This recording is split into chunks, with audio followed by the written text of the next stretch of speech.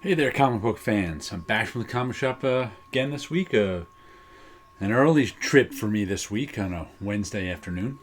Probably my last early trip for a couple of months. My Wednesdays will be taken up with some teaching for the next couple of months. But 6 comics this week. So it slowed down a little bit from my last 2 weeks. 6 comics, 3 of them reprints, 3 of them new. But we'll start with the freebie. Comic Shop Weekly Vampirella. Ooh, look, we got a selection of 4 Vampirella covers on the back. And I guess it's Art Germ for Art Germ's sake. I guess he's doing some covers. I don't know. Yeah, it looks like we got all sorts of stuff in here. Oh, and I was at the New York Comic Con last Friday. Had a good time. Bought nothing. I was there as a social event, saying hello to a bunch of people who I haven't seen in a while. And some who I have seen in a while, but like my friend was just like, "Hey, I'm not going to be using my pass on Friday. You want it for Friday afternoon?" I said, "Sure." So I went down Friday afternoon, got the pass from him, walked over to the Javits Center, and went into Comic Con and hung out from like 2:30 to 6:30. And my feet were hurting when I was done because even though I stand and work, so I'm used to standing, but that Jacob Javits Center floor is made out of the hardest substance known to man. It's just like rock, or harder than it's adamantium, I think, that floor. And it just, by the end of 6:30, my feet were hurting. But here's the first one I got. True Believers, Betsy Braddock. And I think this is one I've never seen before. It's a Captain Britain.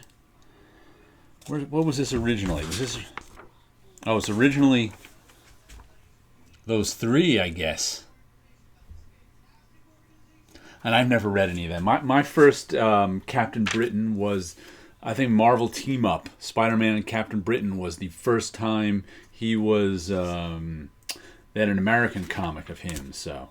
These are the original British ones. I think Herb Trimpe drew them? Is that what it said there? Oh, these are even from the original film. I don't know who does it say drew this? I think that's...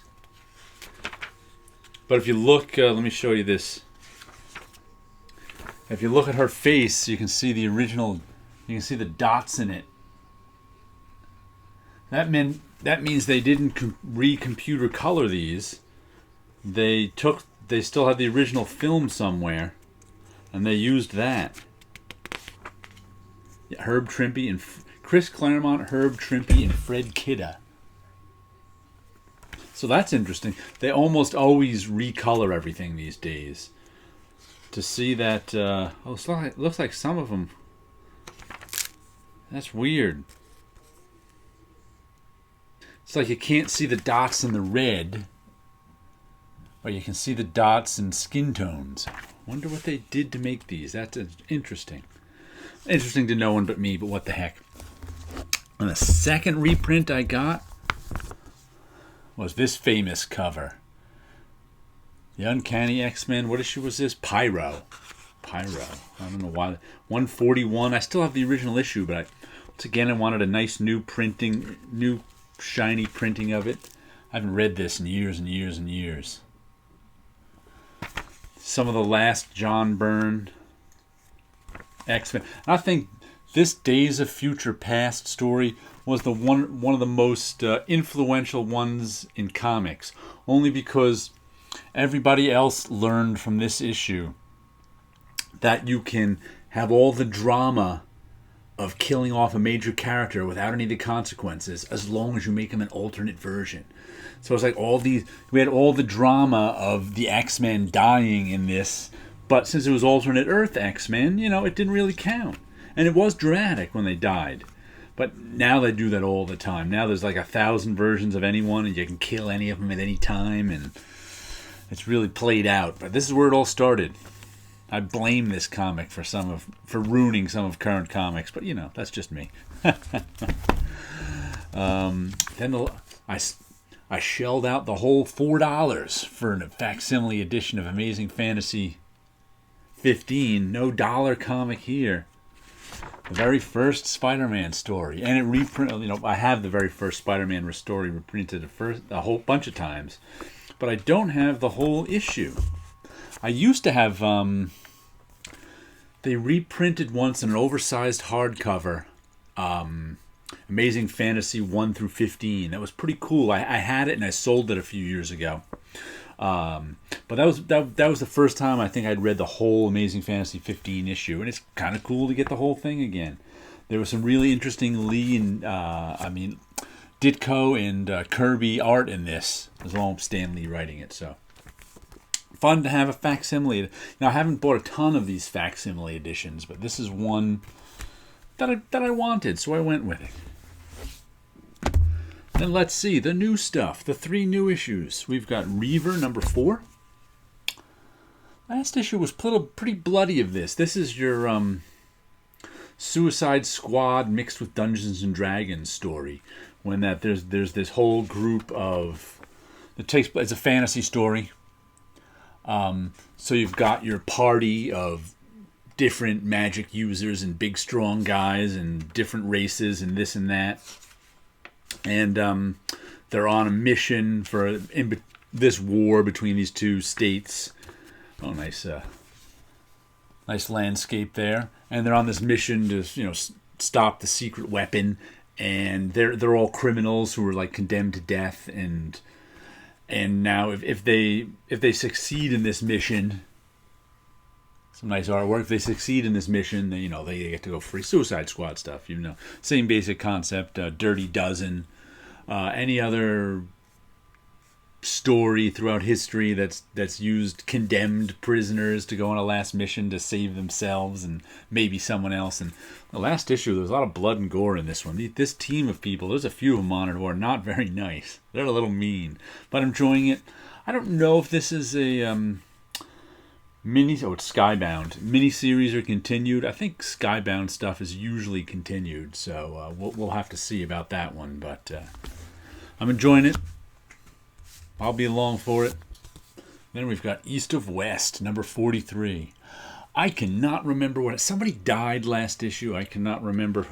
My friend Rob was saying he's got to go back and reread it because he thought it was one character who died, but I was like, no, that's another character. It was another character who kind of looks like him who died. So he was like, what? But this story's been going on for a few years now, and really enjoy it.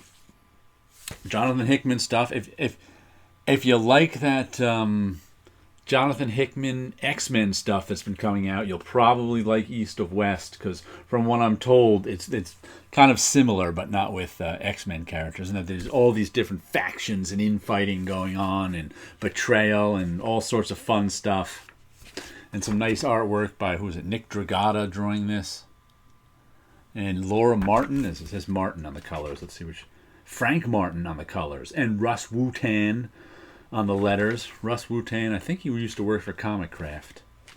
I know that name. But, 43rd issue of this, so I've been enjoying it and showing it to you every issue, so good stuff. And then our final issue, got ourselves some Usagi Yojimbo. Always good. Speaking of, this is The Hero, part 2 of 2. I really enjoyed the first 3 issue story, which had Usagi facing this band of magical puppets. That was good stuff. Oh, and now we've got Usagi met a woman on the trail. Usagi's constantly wandering, so on the trail he met this woman who was a noble woman who didn't quite get along with her husband, so she's going on a journey, but then her husband sent retainers to come and drag her back, and Usagi's like, hey, he's got to be the hero, and Stanley's like, hey, leave her alone. She's going on her journey, she'll be back home later, and now he's caught up in this domestic affair, so who knows what's going to happen. He's looking out to protect this woman, and that always gets him in trouble. Protecting whoever always gets Usagi in trouble.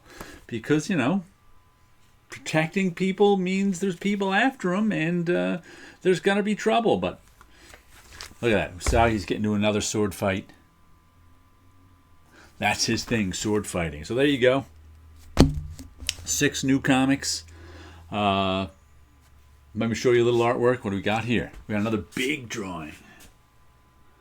Don't have a name for this yet. I think I was calling these fear faces and numbering them, but I just felt like breaking out the old brush and ink. Doing a giant, sharp, gnashy teeth drawing. This is all black ink. And the white of the paper. There's no white paint or anything on there. It's all black ink on a nice big piece of paper. I did a lot of smaller ones of these scary faces, and I think this is like the 3rd or 4th big one I did. Just kind of in the mood to do a big scary face, and sometimes I wonder where these big scary faces come from in my head. But there you go. There's another one for you, and you guys all have a good week out there.